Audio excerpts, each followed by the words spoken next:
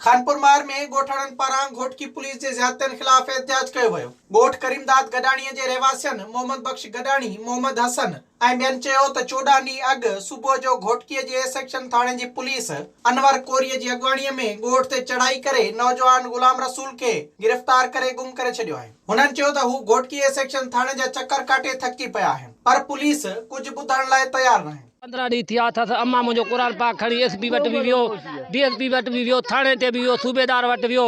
सम्झो हो मननि ई नथा। हो चवंदा असां वटि आहे ई कान। 14-15 ॾींहं थी विया अथनि, ज़ाहिर ई नथा कनि। मुंहिंजो भाउ इन्हनि पुलिस घोटकी वारो ॿधे वियो आहे। 14 ॾींहं थिया।